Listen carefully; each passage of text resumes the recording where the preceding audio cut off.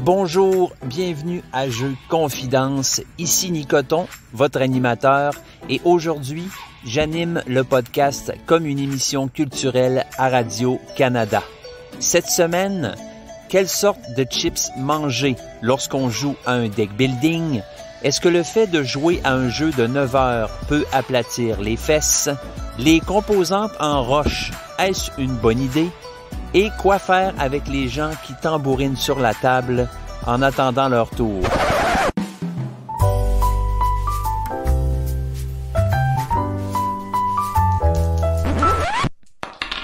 Jeux Confidence. Un podcast qui parle de jeux, mais aussi d'autres affaires. Salut tout le monde, bienvenue. Bonjour, j'espère que vous allez bien. Moi, je vais très bien. Nous en sommes à notre 21e épisode de Jeux Confidence. Je suis un peu déçu cette semaine parce que, ça a l'air d'être une tendance qui se maintient depuis quelques semaines, dans le sens que je peux pas jouer à autant de jeux que je voudrais. Peut-être que c'est votre cas aussi. Dans ce cas-là, vous allez avoir beaucoup de compassion pour moi, beaucoup d'empathie. Ouais, c'est ça. J'arrive à jouer à quelques petits jeux, mais on dirait que c'est ça. Sur une passe où ça donne pas bien. Cette semaine, j'ai installé le jeu Agricola. Tout est installé, tout était prêt pour que je l'explique à ma blonde puis qu'on puisse jouer. Mais c'est ça. On est une famille, on a des enfants. Ça tourne autour de nous autres, il arrive des affaires, ton explication est entrecoupée à toutes les 2 minutes.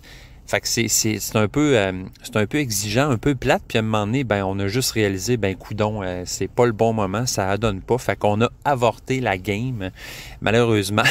Donc je me suis dit, écoute, je vais pacter le jeu. Je vais remettre ça dans la boîte, puis je vais faire d'autres choses. Fait que c'est ça qui est arrivé. Fait qu'on n'a pas... en tout cas, ça, c'était samedi. Fait qu'on n'a pas réussi à faire notre game d'Agricola. Agricola!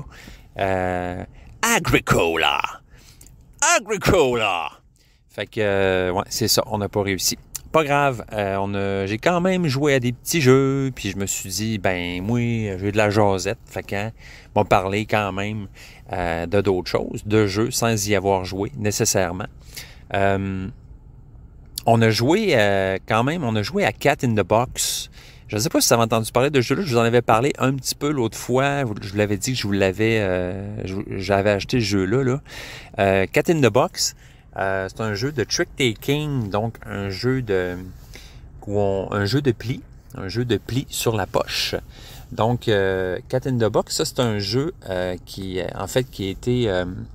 c'est un jeu qui date là, dans le sens que ça vient pas juste de sortir, mais ils viennent de sortir.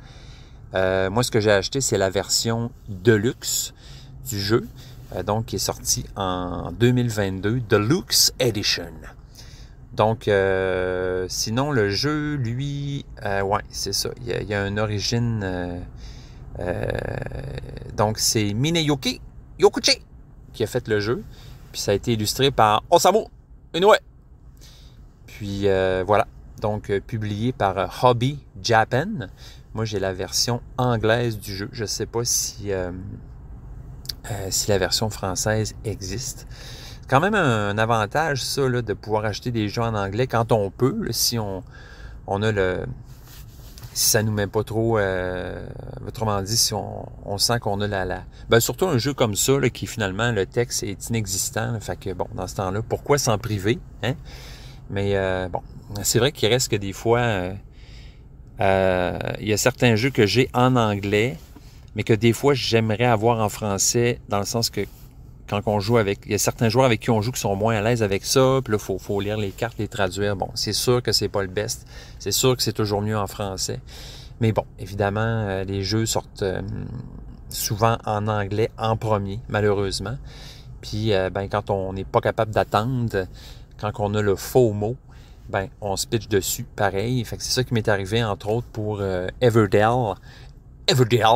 Donc, ce jeu-là, je l'ai, j'ai les extensions, plusieurs extensions, là, mais il est tout en anglais. Puis à un moment donné, même que il est sorti genre 2-3 semaines plus tard en français, puis là, il est en français partout, mais en anglais, il n'existait plus rien. Fait que j'ai eu de la misère à trouver mes extensions à cause de ça. Je trouvais plus les extensions en anglais. Bref, bon, je les regrette un peu. J'aurais dû attendre, mais là, j'avais ma version, puis ça me tentait pas de la revendre pour acheter une version française. Bref, c'est ça que j'ai fait. Ouais. J'essaie de voir le Cat in the Box. C'est ça, il est sorti... en tout cas, la version de luxe est sortie en 2022. On peut se dire ça, mais si je me trompe pas, le jeu original est sorti avant ça.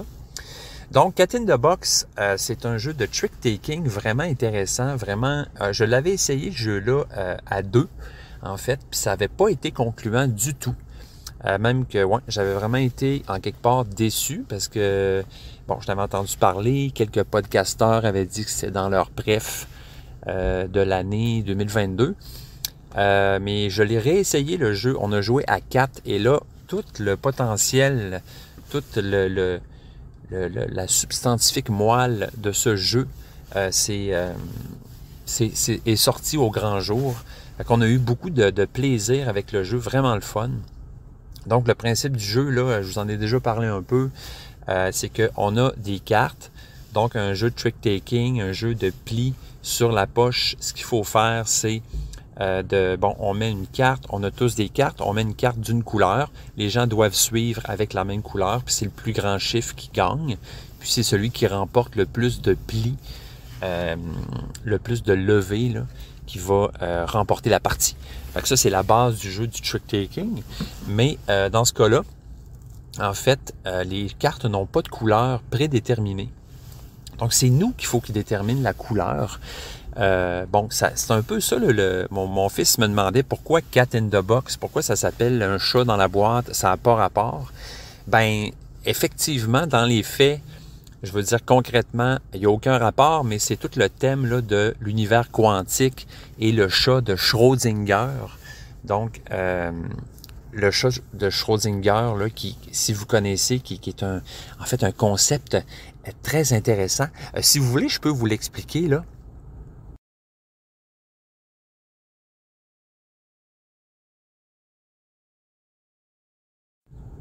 Donc, le chat de Schrödinger. Le chat de Schrödinger est une expérience de pensée imaginée en 1935 par le physicien Erwin Schrödinger afin de mettre en évidence des lacunes supposées de l'interprétation de Copenhague de la physique quantique et particulièrement mettre en évidence le problème de la mesure. Donc, la mécanique quantique est relativement difficile à concevoir car sa description du monde repose sur des amplitudes de probabilité. Ces fonctions d'onde peuvent se trouver en combinaison linéaire, donnant lieu à des états superposés. Cependant, lors d'une opération dite de mesure, l'objet quantique sera trouvé dans un état déterminé. La fonction d'onde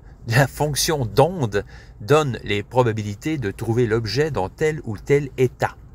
Donc, Erwin Schrödinger a imaginé une expérience de pensée dans laquelle un chat est enfermé dans une boîte avec un dispositif qui tue l'animal dès qu'il détecte la désintégration d'un atome d'un corps radioactif. Donc, en fait, l'idée, je vais arrêter de lire un texte de Wikipédia avec un ton d'acteur. Donc, c'est ça, là, c'est l'idée que le chat est dans une boîte. Puis, il y a un truc qui peut tuer le chat dans la boîte.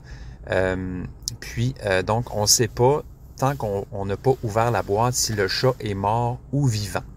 Donc, je n'irai pas plus dans les détails, mais c'est ça qui est le lien là, avec le jeu Cat in the Box. Parce que dans le jeu Cat in the Box, les cartes n'ont pas d'état prédéterminé tant qu'on n'a pas décidé, tant qu'on n'a pas mesuré la carte. Donc, la couleur de la carte n'existe pas tant que tu ne l'as pas décidé. Il y a 4 couleurs, donc vert, bleu, jaune et rouge.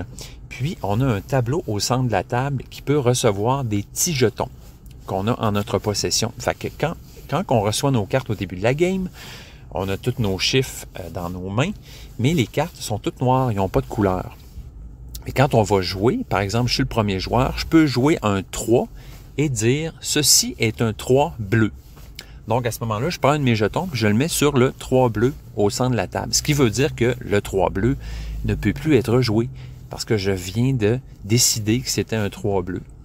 Donc, les autres joueurs doivent continuer comme ça en mettant du bleu, idéalement, mais peuvent décider aussi qu'ils n'ont pas de bleu dans leur jeu. Mais s'ils font ça, ils ne peuvent plus jouer du bleu de la game. Fait que, voyez-vous, donc, ce qui se passe aussi, c'est qu'on doit miser au début de la partie sur le nombre de levées qu'on va faire. Donc, nous, c'était de 1 à 3 levées à 4 joueurs. Donc, on joue la game, puis, évidemment, si on décide qu'on n'a plus d'une couleur, on ne peut plus l'en remettre après. Fait que ça va réduire nos possibilités. Pourquoi on ferait ça? Bien, ça dépend. On pourrait décider de dire, j'ai plus de bleu parce que je veux mettre la couleur d'atout, qui est le rouge. Mais pour mettre la couleur d'atout, évidemment, il ne faut pas que tu aies la couleur qui était demandée. Fait que tu vois le principe un peu de dire, OK, j'ai plus le chiffre pour gagner du bleu. Je pourrais te dire que j'ai plus de bleu, mettre du rouge, puis gagner la levée, comme ça, aller tranquillement vers le nombre de levées que j'ai misé. Fait que tout ça, c'est vraiment intéressant là, parce que ça ajoute vraiment une autre couche à ce jeu-là qui, somme toute, est très connu et simple. Oui, le jeu va continuer comme ça. Les jetons vont s'accumuler au centre de la table sur tous les numéros de toutes les couleurs. Puis, à un moment donné, vers la fin de la game, c'est-à-dire, mettons, on a au début 10 cartes chaque. Fait qu'on fait des levées comme ça, puis quand il nous reste 2-3 cartes dans notre paquet, là, il y a un gros risque de paradoxe qui est possible, en fait. Puis le paradoxe, c'est que tu es dans l'impossibilité de jouer une carte. C'est-à-dire que tu as encore des cartes dans ta main, tu as des numéros, mais ces numéros-là, tu ne peux plus les jouer parce que soit tu n'as plus la couleur, tu as dit que tu n'avais plus la couleur qui est demandée, ou que en vérifiant le tableau au centre de la table, tu réalises que tu ne peux plus jouer ton 3, par exemple, parce qu'ils ont tous été pris. Donc, en créant un paradoxe, la game se termine. Puis toi, vu que tu as fait le paradoxe, tu es dans la chenoute, parce que là, tu vas perdre des points. Tu vas perdre 1 point par levée que tu as fait. Par contre, si tu fais pas de paradoxe, puis tu réussis à faire le nombre de levées que tu avais prédit, là, non seulement tu vas faire 1 point par levée, mais tu vas aussi faire un nombre de points qui équivaut aux jetons, à ton plus gros groupe de jetons au centre de la table qui est collé. Donc, mettons que tu as dans la grille 4 jetons qui sont collés ensemble, tu vas faire, par exemple, 4 points, plus le nombre de levées que tu as prédit. Fait que c'est ça, on continue comme ça. Il y a 4 manches, autrement dit, il y a autant de manches qu'il y a de joueurs. Donc, dans notre cas, il y a eu 4 manches. On a vraiment eu du fun. C'est vraiment un jeu particulier. Puis c'est trippant parce qu'il y a plusieurs mécaniques, dans le sens que tu regardes tes chiffres. Là, il faut que tu prévois combien de levées tu veux faire. En même temps, tu essaies d'organiser tes jetons au centre de la table pour te faire un groupe collé. D'un coup que tu réussis à faire ta mise, ce groupe-là va compter. Puis toute la game là, de dire j'espère que je ne ferai pas de paradoxe. Je décide-tu que j'ai plus cette couleur-là. Mais là, il me reste 3, 4 à mettre dans le jeu. Fait que j'ai pas le choix de. En tout cas, bref, tout ça, c'est vraiment, vraiment le fun. Puis en même temps, moi, j'ai joué avec mon père, puis mon garçon, puis ma blonde, puis ils ont tout pogné ça super rapidement. Donc, c'est un jeu qui est le fun parce qu'il force à réfléchir. En même temps, c'est très simple, puis c'est très convivial. Donc, quand on joue à ça, c'est le genre de jeu où on n'est pas tous dans notre paquet à chercher ce qu'on va faire. On peut jaser en même temps, dire des jokes, dire des niaiseries. Donc, vraiment, là, Cat in the Box, un gros hit. Je suis vraiment content de l'avoir acheté. Puis, c'est ça qui se passe, hein, souvent, nous autres, là, les gamers un peu fous dans la tête, on achète plein de jeux, puis on n'a pas la chance de tous les jouer autant qu'on voudrait, mais les petits jeux, ils se placent bien, ils s'insèrent bien, eux autres, là, sur un coin de table, là. Fait que ils sont plus, on joue à ces jeux-là plus rapidement, là, ils sont plus, c'est ça. Fait que, bref, je suis bien content de l'avoir acheté. Je vous le conseille si vous aimez ce genre de jeu-là. qui a une belle touche, très originale. Le jeu est super beau, les petits jetons en plastique là, sont vraiment cute. Très beau jeu. Donc, je ne ferai pas ma grande critique avec toutes mes 5 arcs de pouvoir sur ce jeu-là, mais je vais quand même vous dire, c'est un gros plus et je vous le conseille ardemment. Ah, voilà. Donc, premier jeu. Donc, voilà. Tu sais, j'ai pas joué à beaucoup de jeux, mais les jeux que j'ai joués, j'ai eu bien du fun avec eux. Donc, un autre jeu que j'ai joué, que je vais vous parler, que je vais vous parler incessamment, c'est ISS Vanguard. Et oui, je me suis dit, bon, j'étais à la maison, les enfants jouent dehors, ma blonde n'est pas là. Qu'est-ce que je fais? Je joue à un jeu solo au grand soleil dans ma salle à manger. Fait que c'est ça que j'ai fait. Puis je m'excuse, j'ai de la misère à parler à matin. Je sais pas pourquoi. Ça doit être parce qu'il est 8h18 du matin. On est lundi. Puis je suis pas dégourdi encore. Ah, c'est cool. En ce moment, je suis dans mon char, dans un stationnement. Puis il y a des petits moineaux devant ma voiture qui sont en train de picosser dans un banc de neige brun. Ils doivent trouver des affaires à manger là. Ah, il y a un autre oiseau aussi. C'est pas un moineau, il est vraiment plus gros. C'est quoi cet oiseau-là? Ça ressemble à un merle, mais il est comme moucheté. J'ai jamais vu ça. Bizarre. C'est peut-être une version d'un oiseau que je connais, mais à une autre étape de maturation. Ou une femelle, peut-être. Bref. Les oiseaux, en passant, aimez-vous ça? Moi, j'ai commencé vraiment à triper sur ça. Ça doit faire 1 an ou 2 que moi puis ma blonde, on s'est mis vraiment à triper ornithologie, à observer les oiseaux. C'est sûr qu'on est dans un coin, nous autres, qui se prête à ça. Là, on est comme dans le bois. Fait que on s'est mis à observer ça. Puis c'est le fun parce que il y a une application, en fait, qu'on a découvert qui est en fait vraiment tripante, là, qui va... premièrement, tu peux écouter les chants d'oiseaux autour de toi, puis l'application va te dire quel oiseau se trouve autour de toi. C'est vraiment trippant, fait que ça aide beaucoup à identifier les oiseaux. Puis tu peux même faire jouer des chants d'oiseaux, puis ça va les attirer. Mais le plus cool, en fait, c'est que tu peux vraiment répertorier tous les oiseaux que tu vois, les observations que tu fais. Fait que dès que tu vois un oiseau, tu peux dire « J'ai vu cet oiseau-là à tel endroit, à tel moment ». Puis là, ça te fait une liste des oiseaux que tu as vus. Vraiment trippant. Moi, mon père a beaucoup fait d'ornithologie. Quand j'étais plus jeune, il tripait vraiment là-dessus. Il y avait un livre, il y avait des centaines d'observations d'oiseaux. Puis, moi, je trouvais ça un peu comme aujourd'hui quand je tripe sur quelque chose, puis mon gars, il fait « Ouais, cool », mais qui s'en fout un peu. Fait que c'est un peu ça pour moi, là. Dans ce temps-là, je me foutais un peu de ça, mais à 46 ans, hein, on se trouve des intérêts de monsieur de 46 ans. Fait que je me suis mis à aimer l'ornithologie, aimer les oiseaux, observer les oiseaux, les identifier, puis dire « Ah, je sais c'est quoi ça! » Fait que, on va recommencer. Là, l'été s'en vient, le printemps, là, les oiseaux s'en reviennent aussi un peu. Là. Il y a plus de variétés, mettons, pendant la période printanière et estivale. Les parulines en particulier, que j'aime beaucoup observer. Donc, je reviens à mes moutons, mais en même temps, je ne sais plus de quel mouton je parlais. J'ai vraiment été dévié dans ma conversation. Oui, c'est ça. J'ai joué à ISS Vanguard, donc oui, c'est ça. Donc, j'avais le goût de jouer à un solo, j'avais le temps. Puis, ce jeu-là est immense. En fait, c'est une énorme boîte, plein de goodies, vraiment capotés. Tu payes le gros prix, mais t'en as un peu pour ton argent, je dirais. Il y a vraiment du stock là-dedans. Juste le fait d'ouvrir la boîte, organiser les affaires, mettre les cartes dans leur trait, vraiment, juste le fait d'organiser la boîte, ça m'a pris 1h30, 2 heures. Mais quel bonheur c'était, là, je veux dire, c'est juste ça, c'est le fun, là. Fait que je me suis installé, puis ce jeu-là est vraiment fait, est vraiment super bien fait, là, je veux dire.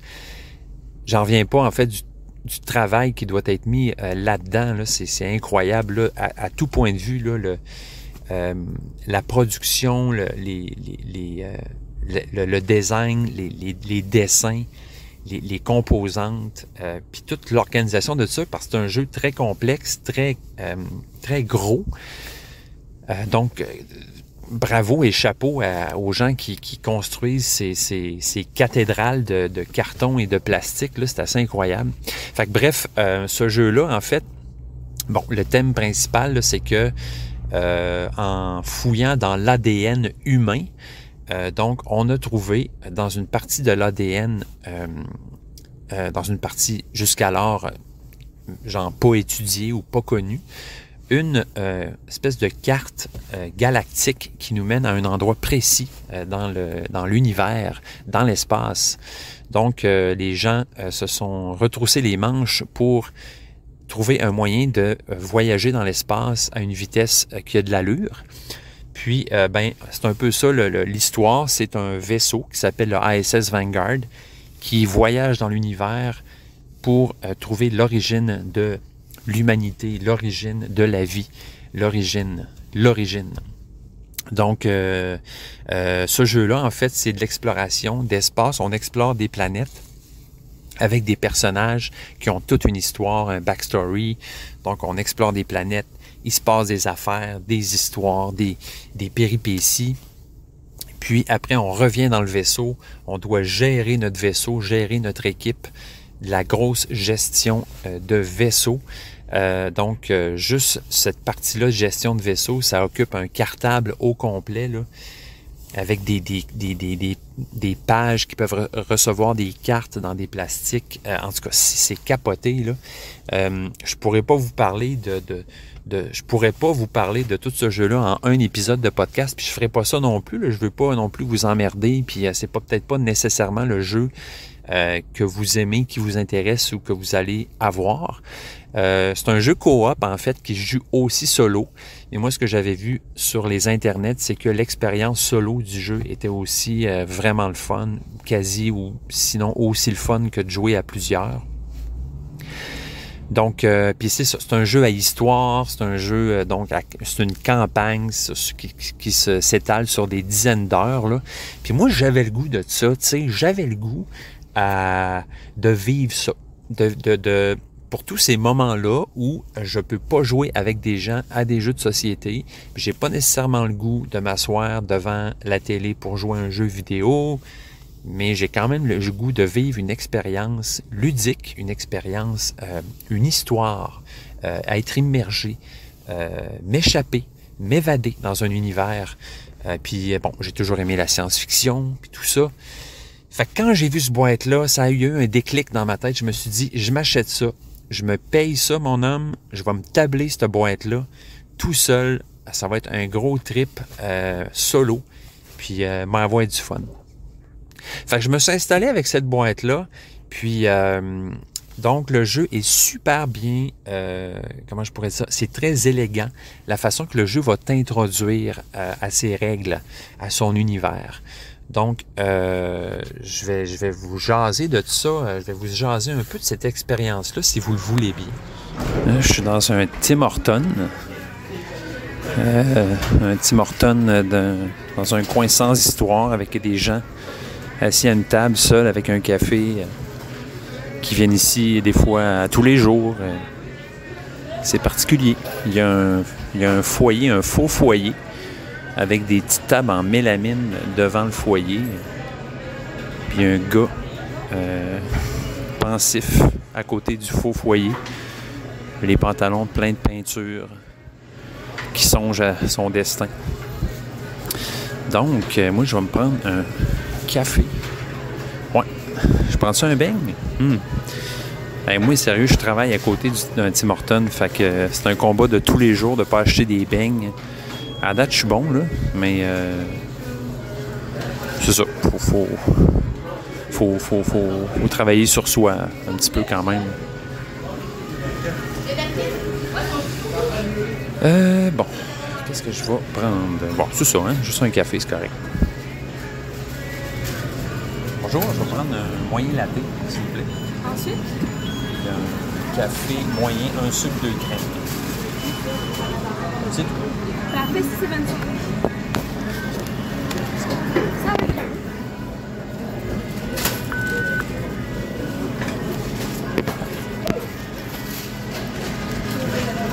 Vous excusez à vos reçu? Non, merci.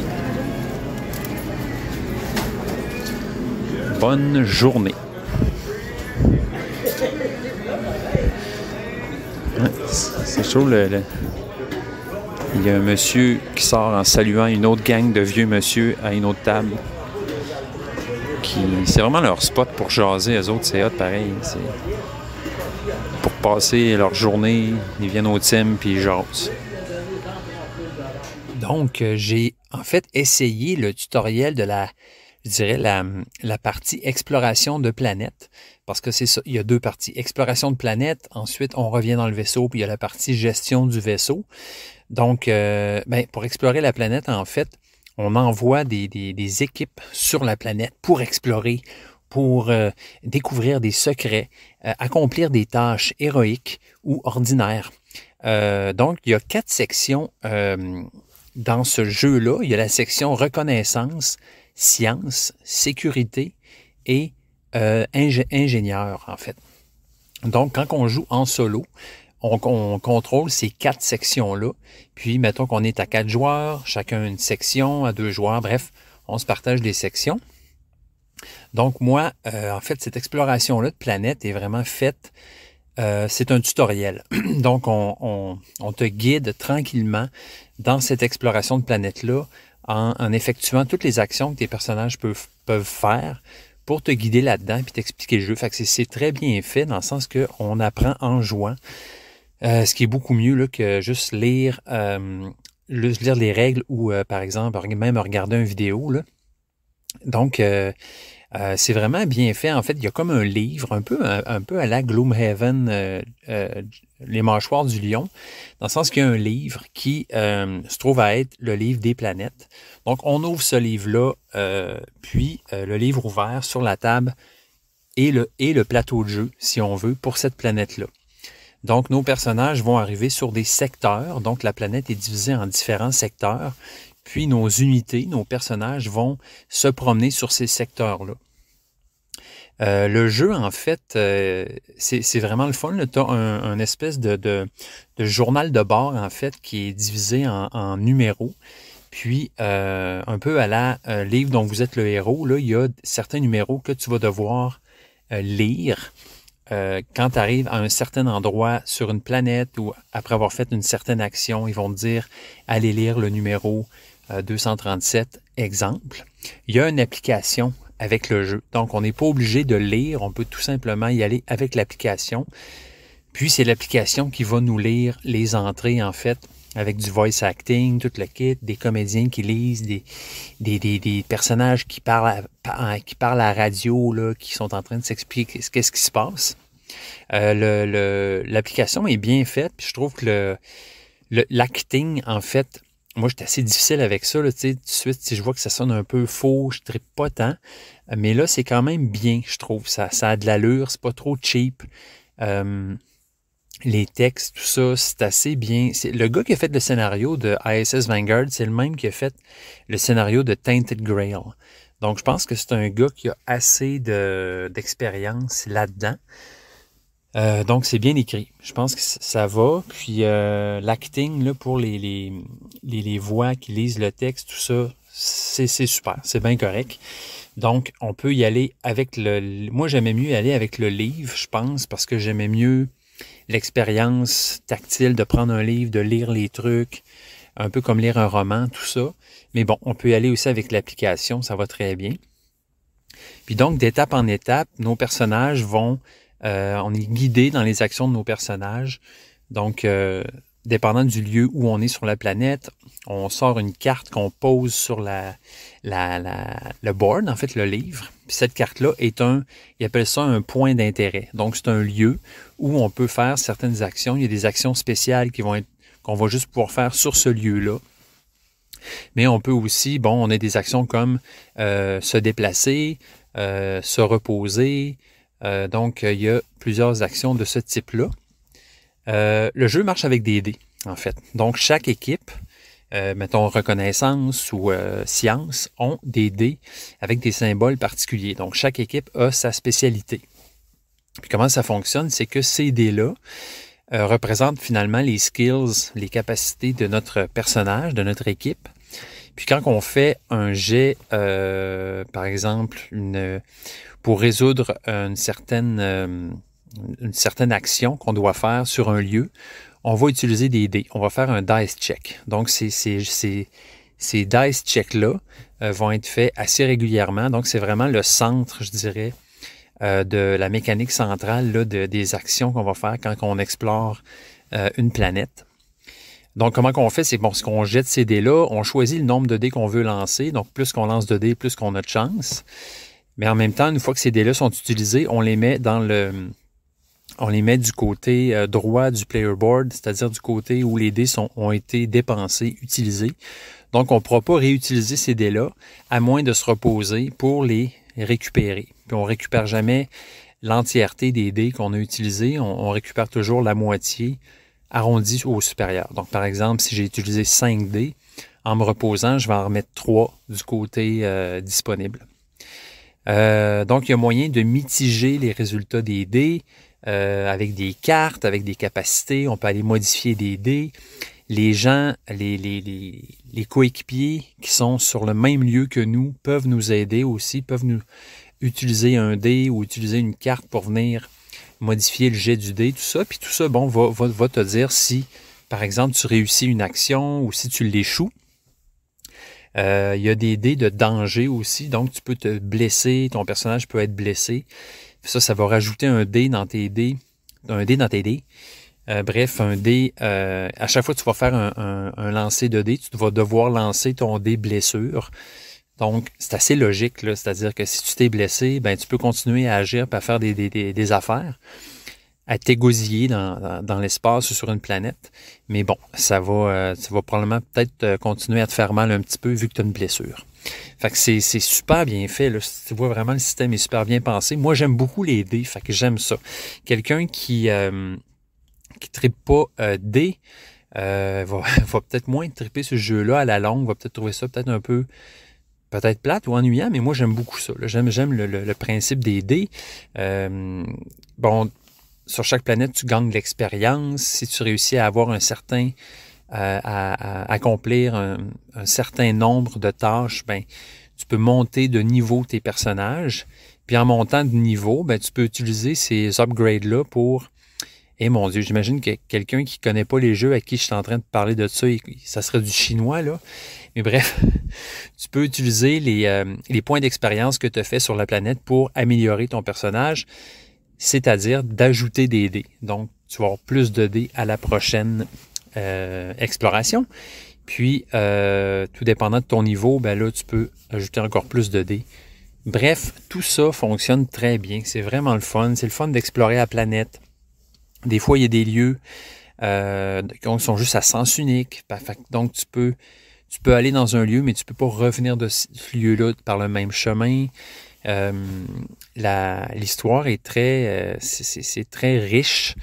Puis chaque personnage aussi, en plus, a son backstory, a son propre histoire, ses propres défis. Donc, s'il réussit à atteindre un certain objectif personnel, ben, ce bonhomme-là peut s'améliorer encore plus. Chaque personnage a ses capacités personnelles aussi. En tout cas, bref, c'est quelque chose. C'est vraiment quelque chose. Puis ça joue bien en solo, je trouve, parce que tu as juste à gérer chaque équipe, puis ça se fait très bien. J'imagine que à 2, ça peut être bien aussi. Donc, plus de joueurs que ça, ça peut être super le fun aussi, j'imagine. Bon, mais peut-être des games qui sont plus difficiles peut-être à organiser. Là. Fait que moi, c'est ça que j'aime, le fait de jouer en solo. Là. Tu sais, dès que j'ai du temps, je peux jouer. Il faut quand même se prévoir une bonne heure, une heure et demie, 2 heures là, par game. C'est-à-dire, là, c'est sûr, je connaissais pas le jeu, mais tu sais, l'exploration de la planète, faire les actions, tout ça, c'était bien intéressant. Mais c'est ça, c'est une bonne longueur. Quoi dire d'autre à date? Ben, c'est ça, là, il y avait un truc trippant là, dans ce que je devais faire, c'est que je devais accéder à une console mais cette console-là, elle devait être activée par de l'électricité, devait être activée, en fait, pour que je puisse m'en servir. Mais pour activer cette console-là, il fallait que j'aille sur un autre lieu sur la planète. Puis j'avais un temps limite pour accomplir l'action, sinon je devais tout recommencer. Le power, l'énergie allait retomber à zéro, puis il aurait fallu que je recommence. En tout cas, bref, il y avait une espèce d'organisation là, il faut que mon personnage soit à cet endroit-là pendant que l'autre est à cet endroit-là pour que je puisse faire cette action-là. Fait que tu vois, ce genre de stratégie-là là, intéressante. Là. Fait que là, c'est juste le début du jeu. Là. Fait que je capote un peu parce que je me dis, mon Dieu, toutes les choses que je vais vivre dans ce jeu-là, ça va être formidable. Je suis content aussi de pouvoir vous en parler un petit peu parce que sinon, un solo, ça se vit un peu comme quand tu pars en voyage tout seul avec ton pack-sac. Là, tu prends des petites photos, mais en même temps, il y a juste toi qui vis le voyage. Là. Tu peux pas vraiment le partager avec personne. C'est un peu ça que je fais en vous parlant de ce jeu-là en ce moment. Fait que voilà pour ISS Vanguard. En tout cas, voilà mon premier témoignage donc d'exploration de planète. Donc là, la prochaine étape, ça va être de gérer le vaisseau. Puis là, c'est vraiment autre chose. C'est cool parce que là, tu ramènes tes bonhommes qui ont été sur la planète. Eux autres, ils s'en vont en repos. Donc, c'est-à-dire que tu peux pas les utiliser pour la prochaine game. Puis là, pour la gestion du vaisseau, ben là, c'est ça. Tu gères, en fait, il y a le moral de ton équipage. Puis là, il faut que tu voyages dans le système. Fait que là, tu ouvres un petit livre avec une carte des étoiles, puis tu dis, OK, je m'en vais à tel système. Ça va me prendre tant d'énergie. Puis là, je peux aller visiter telle planète. Puis, il faut que je m'arrange pour réussir à me trouver un endroit à visiter, parce que si pendant ce tour-là, je continue à dériver dans l'espace puis je n'atteins pas de cible, ben là, mon moral peut descendre. Puis, bon, il y a tout le recrutement de nouveaux personnages. Puis, en tout cas, c'est toute une épopée. Fait que j'ai bien hâte de vous reparler de ça. Ça sera dans un prochain épisode, en fait, que je vais vous faire la suite de mon aventure avec ISS Vanguard. Alors, j'en dirai pas plus là-dessus, c'est déjà bien assez. Un autre jeu que j'ai joué, oui, je vais vous parler de ça, j'ai joué à ça avec mon garçon, ça s'appelle Radlands. Donc, un jeu qui n'est pas sans faire penser à genre Fallout ou Rage, si vous connaissez un peu ce jeu-là, de jeu vidéo, un jeu post-apocalyptique où tout royalement chié sur la planète et maintenant les survivants s'entretuent pour survivre dans un monde fluo et radioactif. Radlands, donc un jeu, c'est un duel, ça, c'est un jeu qui se joue à deux, un jeu de cartes. Donc, très beau, très bien illustré en fait, qui est beaucoup de mauve dans ce jeu-là, là, qui est très éclatant, malgré le thème un peu brun de la fin du monde, en fait, du post-apocalyptique auquel on est vraiment habitué maintenant. Radlands, donc 8 sur 10 sur BGG, 117e au niveau stratégie, sinon 171e overall quand même. Donc un jeu de Daniel Piechnik et illustré par Lina Cossette, Damien Mamoliti et Manny Tremblay. Tremblay, ah ouais, c'est comme Tremblay, mais avec T-R-E-M-B-L-E-Y. Tremblay. C'est peut-être un Tremblay québécois qui s'est américanisé, qui sait. Donc, Radlands, un duel. Ça, c'est un jeu, on est face à face sur une table, on met nos cartes, puis on essaye de tuer l'autre le plus vite possible. Comment ça fonctionne? C'est qu'on a des bases, en fait. 3 bases qui sont devant nous. Ces bases-là doivent être protégées à tout prix. Si on se fait détruire toutes nos bases, on perd. Donc, le but, c'est de détruire les bases de l'ennemi. Ces bases-là ont des capacités spéciales, on peut les utiliser. Puis, on a aussi des personnages qu'on va placer devant ces bases-là. Donc, on peut en mettre 2 devant chaque base. Et ces personnages-là vont protéger la base. Donc, comment ça fonctionne? C'est que le personnage qui est le plus haut devant nous sur la table est celui qui est devant, en fait, qui est la première ligne. Donc, si on se fait attaquer, c'est lui qui va recevoir les dommages en premier. À moins, bien sûr, qu'on se fasse attaquer là, d'une autre manière, parce qu'il est possible d'attaquer les campements sans avoir à affronter les gens qui sont devant. Donc, c'est ça. C'est un jeu, ça fonctionne avec de l'eau. Ça, c'est la principale, le revenu principal. Ça, avec quoi on va payer nos activités, nos actions. Donc, à chaque tour, on a de l'eau, 3 eaux. Puis, les cartes qu'on va soit placer devant nous ou les capacités qu'on va utiliser vont coûter de l'eau. Donc, ben voilà. Fait qu'on met des personnages qui ont des capacités. Le tour où on pose les personnages, ils ne sont pas tout de suite prêts. Puis, le tour d'après, ils seront prêts. Donc, une fois qu'ils sont ready, on peut utiliser leur pouvoir. C'est un jeu qui est le fun. Ça fait pas tant de games que ça que je joue à ce jeu-là, mais c'est vraiment très compétitif, donc ça y va au toast, là. C'est vraiment une question de qui va réussir à détruire l'autre en premier. Il y a des cartes vraiment tripantes, mettons, où tu peux détruire ta propre carte, mais en faisant ça, tu détruis tous les personnages que sur la table. Ce genre-là, là, genre, il y a beaucoup de possibilités. Le jeu est super beau aussi, là. Moi, j'ai une version anglaise, mais mon garçon, il n'a pas trop de problème avec ça, là, étant donné que l'iconographie du jeu est assez claire. Puis, il y a aussi une piste d'événements, en fait. Ça, c'est le fun. C'est des événements qu'on peut placer donc sur 3 niveaux. 3, 2, 1. Donc, à chaque tour, ces événements-là avancent d'un espace. Donc, l'événement qui est sur le numéro 1, au prochain tour, il va se déclencher. Fait qu'on peut placer des événements comme ça. Puis, bon, ces événements-là, évidemment, il faut les payer également. Puis, quand l'événement va se déclencher, il va se passer de quoi? Fait qu'il y a tout ça aussi qui est le fun. Regardez ça, si vous aimez ça, les duels, les jeux duels un peu à la Dice Throne, sauf que là, Dice Throne, bon, on s'attaque, on a des personnages, on utilise des dés un peu à la King of Tokyo où il faut faire des mix du genre Yum un peu là, pour faire certaines capacités, puis s'attaquer, puis s'enlever des points de vie. Là, on est des campements finalement de survivants, puis on doit protéger notre campement, nos bases, tout ça, en attaquant l'autre dans un combat sans merci. Donc, Radlands, voilà, je pense que j'aime mieux, c'est pas mon préféré là, pour le côté duel de cartes, on s'affronte, mais plus je joue, plus j'aime ça. C'est sûr que plus tu connais le jeu, j'imagine, plus c'est le fun.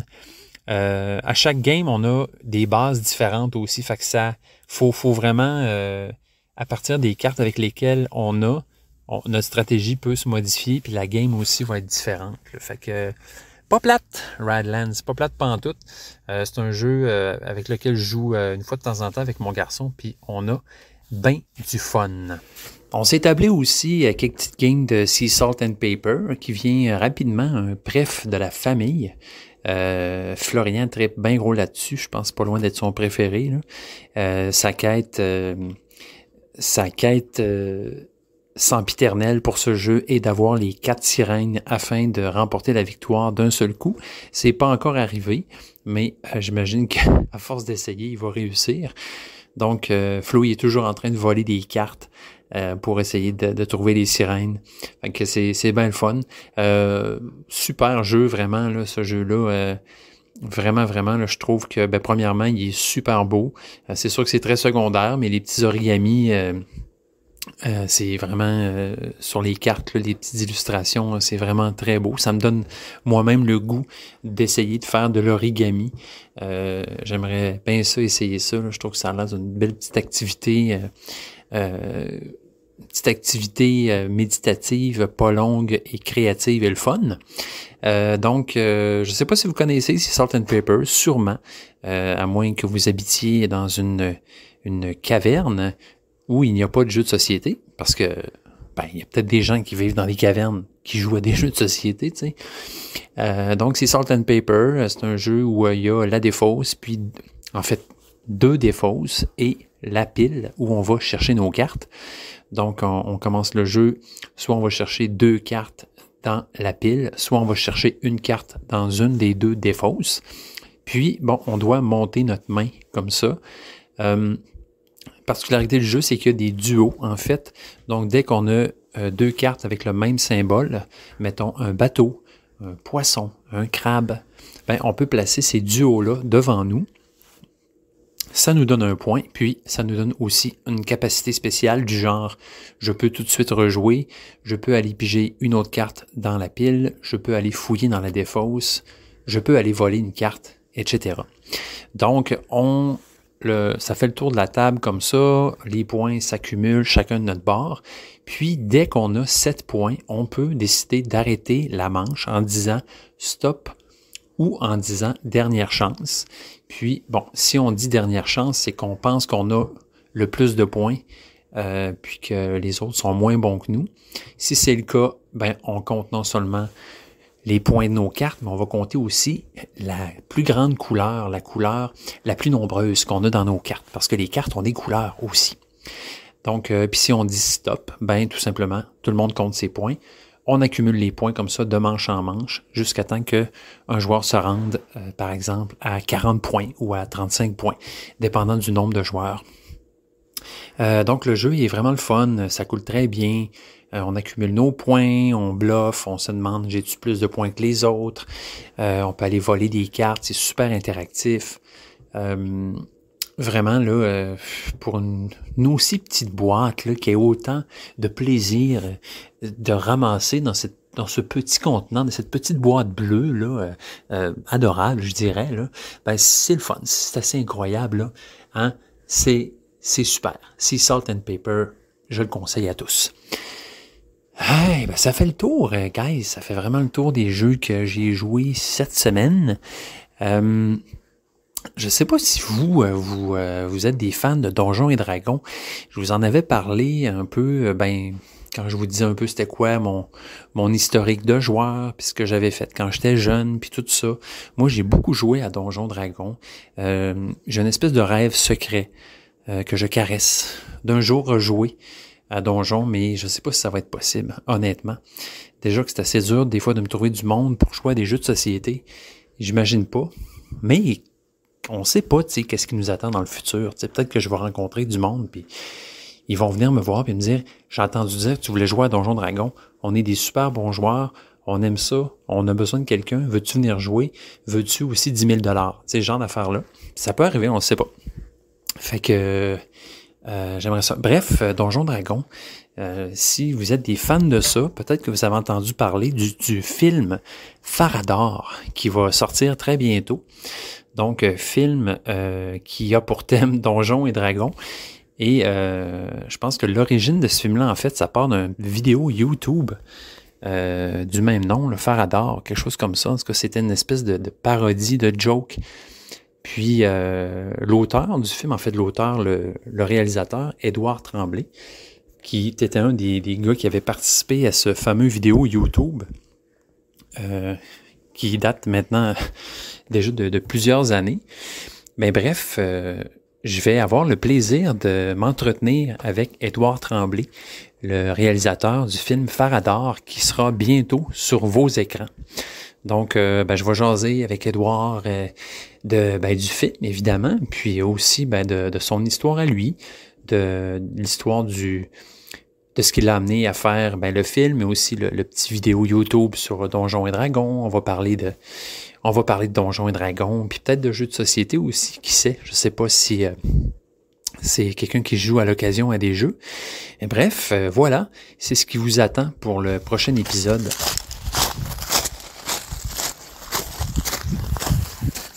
Ça paraît-tu que c'est de la roche dans mon driveway? Ben, me voilà, de retour, foulant l'asphalte semi-gelé de mon quartier pour faire un autre petit segment de ce magnifique podcast numéro 21.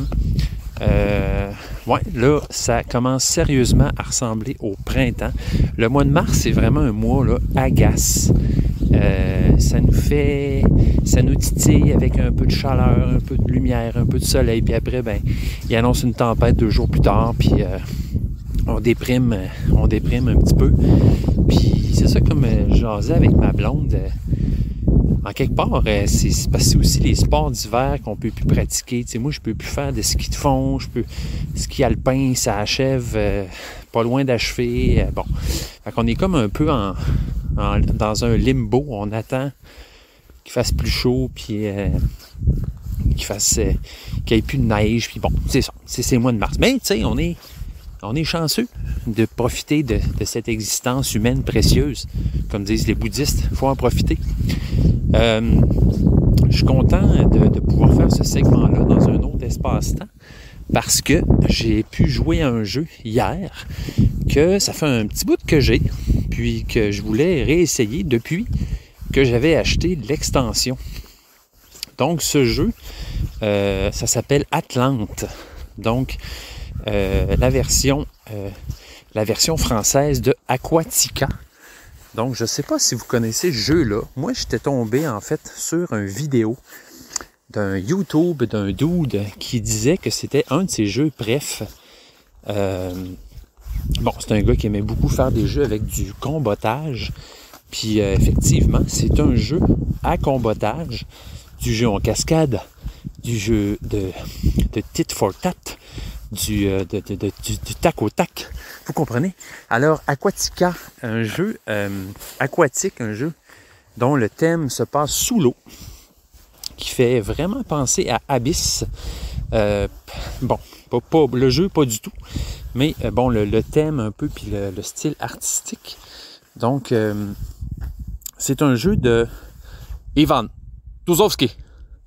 Puis, illustré là, par plusieurs artistes, en fait. Là, il y en a, si je ne me trompe pas, 5. Là. Attendez, je vais les dire de mémoire. Irina Kuzmina, Andrew Modestov, Oleg Proshin, Arthur Vareniev et Marat Zakirov. Donc, grosse gang d'artistes. Le jeu est vraiment... C'est spécial. Ma blonde, elle le trouve laite. Elle le trouve ordinaire. Pourtant, il n'est pas laite. Moi, je trouve pas. Dans le sens que les dessins sont beaux. Tu sais, je veux dire, le monde a du talent qui ont illustré ce dessin-là. Mais c'est comme si... Je ne sais pas si c'est à cause du nombre d'artistes qui ont travaillé là-dessus.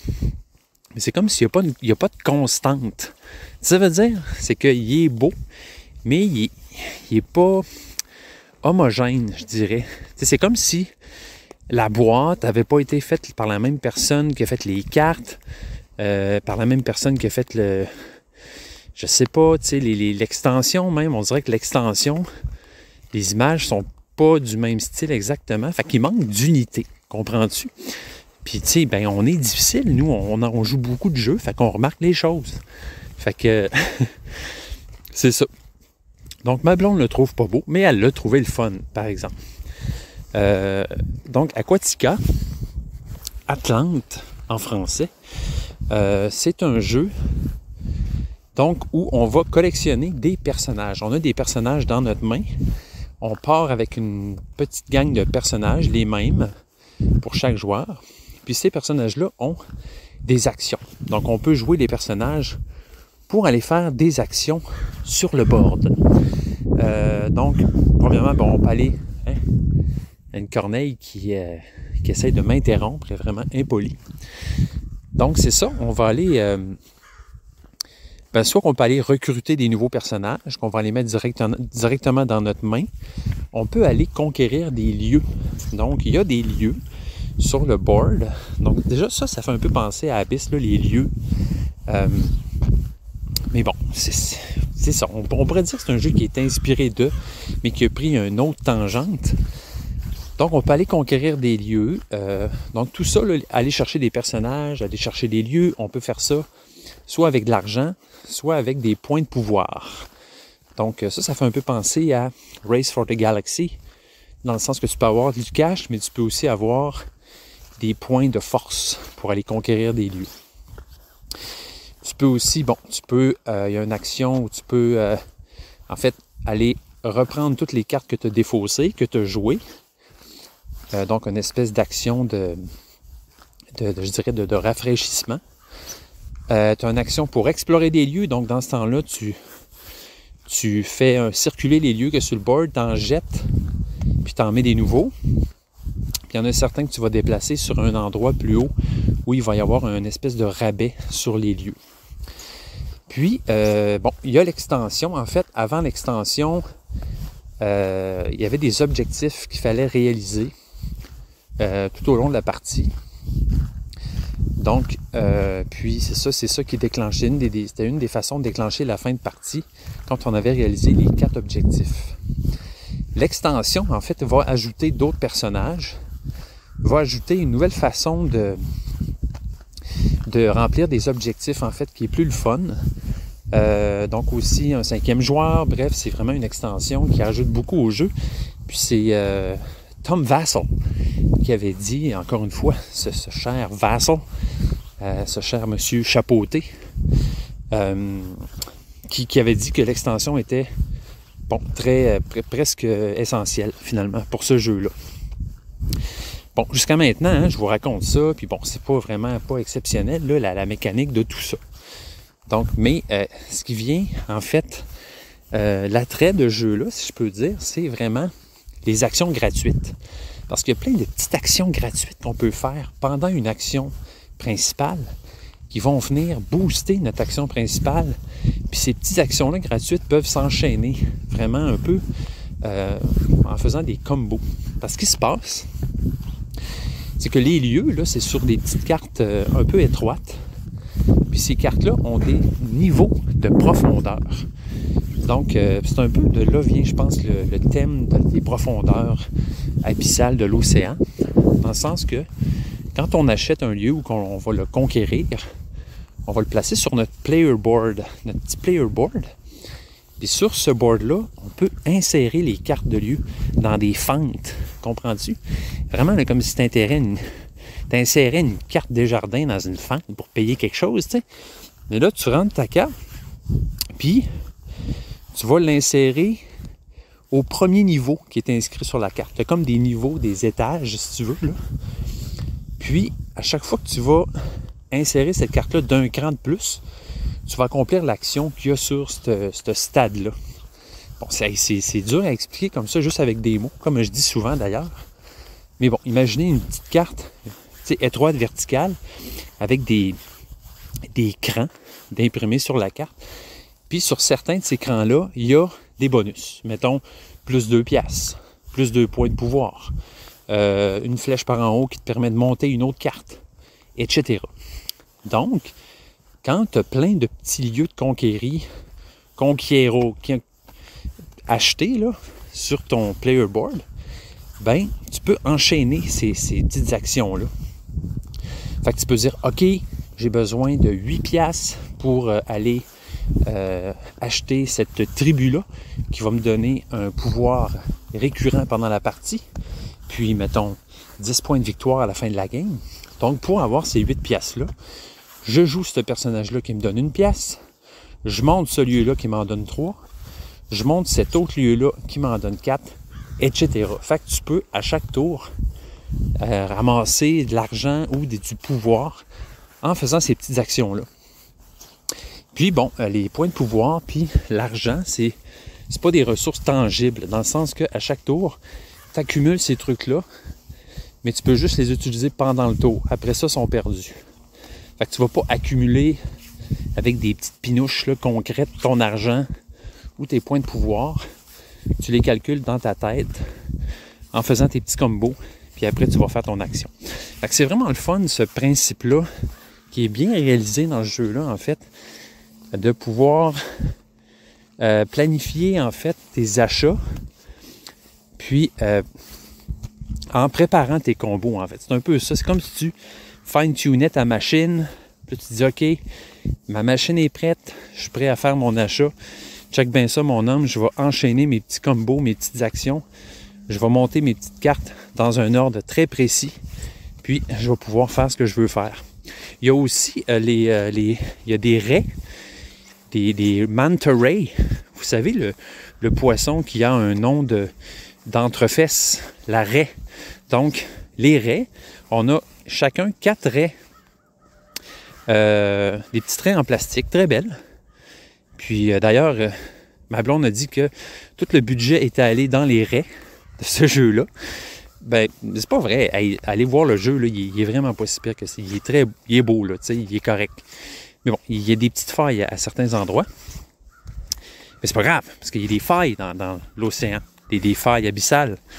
Puis c'est ça, les petits traits, ben, quand on les tourne de bord, quand on les met sur leur ventre, on peut utiliser leur petit pouvoir. Fait qu'il y a une raie qui va te donner 1 pièce, il y a une raie qui va te donner 2 points de pouvoir, etc.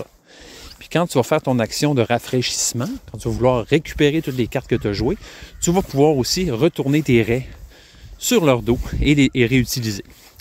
Puis il y a aussi des raies que tu vas gagner. Donc tu as tes raies, ils appellent ça tes raies domestiquées, si tu veux, qui sont à toi. Mais tu as des raies sauvages. Donc des raies qui sentent fort, là, puis elles, ils vont... tu peux les accumuler, en fait, pour ramasser des nouvelles petites actions bonus que tu peux pouvoir réutiliser comme tu veux. Donc, c'est ça qui se passe dans ce jeu-là. Puis, ce qui arrive aussi, c'est que quand une carte de lieu est complètement poussée jusqu'au fond de la fente de ton player board, pas la raie, là, la fente, il y a comme plusieurs trucs dans ce jeu-là, un peu bizarre. Puis, tu peux, une fois que ta carte, ton lieu est complètement submergé, je dirais, au fond, bien là, premièrement, tu as un bonus, souvent qui est d'aller chercher une nouvelle raie. Puis, avec une certaine action, tu peux, ce que j'appelle coffrer ton lieu, c'est-à-dire enlever le lieu, le mettre au-dessus de ton player board, le tourner de bord, puis à la fin de la game, il va valoir des points de victoire. Fait que c'est comme ça que ça se passe, en fait, c'est que tu accumules les points de victoire. C'est ça le but ultime, là. Il y a un char qui passe. C'est une Subaru Impreza noire. Puis, donc, le but ultime, c'est d'accumuler le plus de lieux possible pour faire le plus de points possible. Mais là aussi, avec l'extension, tu peux aller chercher des tribus, en fait. Fait que la tribu, tu vas sacrifier une raie en la plaçant sur cette tribu-là. Puis cette tribu-là, qui souvent coûte très cher, va te donner soit un pouvoir récurrent à chaque tour ou et des points de victoire à la fin de la partie. Et aussi, ou des points, des capacités immédiates qui servent juste une fois. Donc, voilà pour Atlante. Si j'irais vite avec mes 5 critères, mais je dirais que côté immersif, je donnerais, tu sais, ça reste, comment je pourrais dire, c'est ça.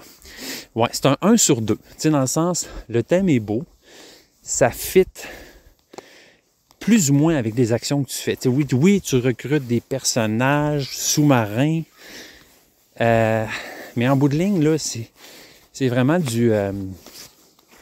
c'est de la gestion de cartes, puis de qu'est-ce que je vais acheter, comment je vais dépenser, comment je vais bouger mes cartes. Bon, tu sais, les autres, ils ont mis un thème que tu vas de plus en plus en profondeur dans ton lieu à chaque fois que tu fais une petite action, mais ça n'a pas rapport finalement. Mais tu t'en fous parce que c'est le fun à faire, c'est le fun à manipuler. C'est un jeu qui est pas très long aussi, tu sais, c'est une demi-heure, mettons. Fait que t'as du fun, ça s'éternise pas, puis c'est assez original la façon que c'est fait. Tu sais, moi, j'ai jamais vu ça ailleurs. Fait que immersion, ben 1 sur 2. Tu sais, ils ont fait un effort, là, je veux dire, pour que le jeu soit beau, peut-être trop d'efforts. Puis le thème, ben, tu sais, il n'est pas complètement inutile et inintéressant. Ça, c'est pas vrai. Mais il va pas, c'est pas le jeu dans lequel tu vas être immergé, là, pour pas faire de jeu de mots plates, dans l'océan. Après ça, ben, fluidité, ça, je donne un bon 2 sur 2. C'est très fluide, ça roule, je veux dire, chaque action qu'on fait, ça se fait très bien, puis il n'y a pas de manipulation de pinouche, c'est juste des cartes que tu vas prendre, mettre sur ton board, les glisser, les avancer d'un cran, les enlever, les mettre sur une pile, tu sais, ça va très vite pour ça. Puis c'est le fun de voir ce que l'autre joueur va faire. Il y a certaines actions qui vont avoir un effet sur les autres joueurs. Mettons, tu le forces à retourner des raies pour pas qu'ils les utilisent. Bon, tu vas aller chercher des lieux ou des personnages que l'autre personne veut. Bref, l'interactivité n'est pas incroyable, mais quand même. Le fait de pouvoir regarder ce que l'autre fait, puis c'est intéressant, là, les petites actions. Fait que c'est un jeu qui est super fluide, qui est très facile aussi à apprendre, là, puis à montrer. Donc, de ce côté-là, ça va super bien. Côté engagement aussi, je trouve que c'est super parce que cette façon-là de faire du combattage, ça nous donne le goût, en fait, de faire les meilleurs combos possibles. Fait que c'est motivant de se dire, OK, comment je peux arranger mon affaire, chorégraphier mon affaire pour pouvoir avoir le plus de cash possible et pouvoir acquérir le plus de lieux possibles payants. Bref, c'est le fun, ça. Puis, tu sais, on a aimé ça, justement, le fait que ce soit pas un jeu trop long. Ça se plug bien dans une soirée où tu veux pas jouer jusqu'aux petites heures ou, tu sais, que tu n'as pas tant d'énergie que ça. Le jeu, pour ça, c'est vraiment génial. Côté, donc, j'ai dit immersion, fluidité, engagement, production. La production, ben c'est un mix bag, c'est un sac mélangé. Okay? Parce que on sent l'effort de vouloir faire un très beau jeu. Puis la boîte, le board, il y a certaines illustrations, là, sérieusement, c'est assez impressionnant. Mais c'est comme si à travers, il y en avait d'autres que c'était ordinaire. Fait que on ne sait pas trop. C'est vraiment ce que je parlais tantôt, l'unité du package, l'unité du paquet. Il est comme un peu, c'est ça, il y en a plus ou moins. Puis en plus, avec l'extension qui s'appelle Eau glacée. Eau glacée, ben, c'est ça, c'est comme si, coudonc, les nouvelles cartes personnages, on dirait que c'est pas les mêmes personnes qui les ont dessinées que les autres avant. En tout cas, c'est un feeling, là, je dis ça de même, peut-être que vous autres, vous avez joué, vous n'avez pas du tout remarqué ça, puis vous le trouvez fantastique.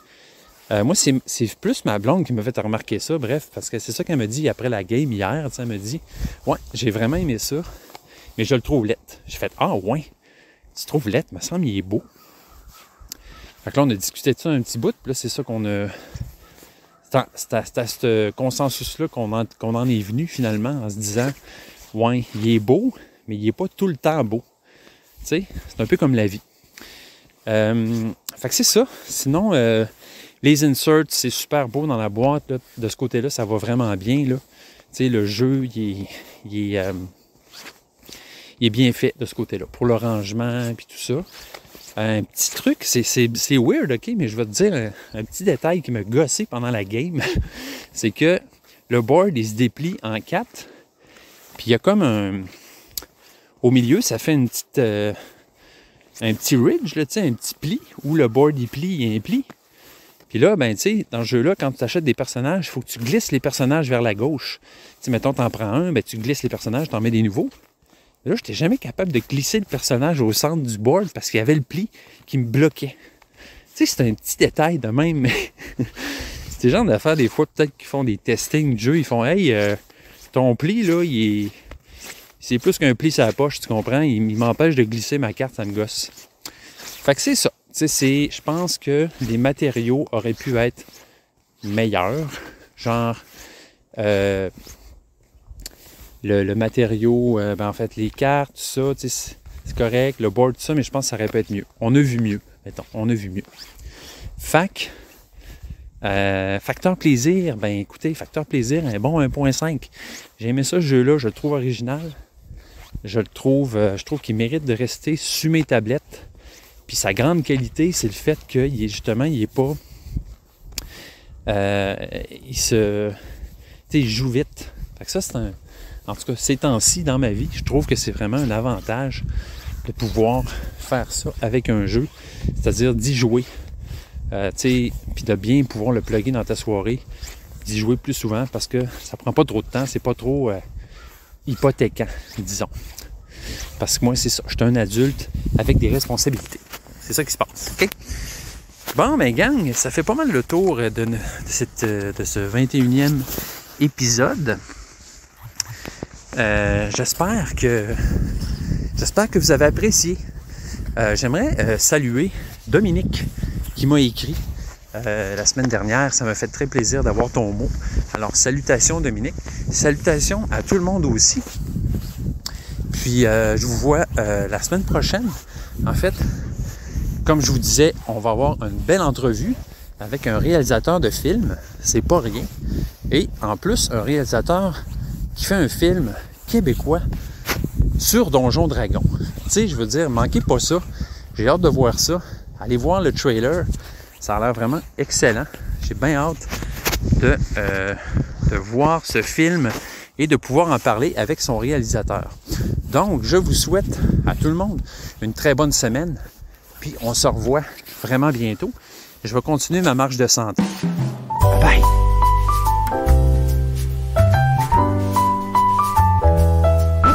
Jeux confidence à commercial gmail.com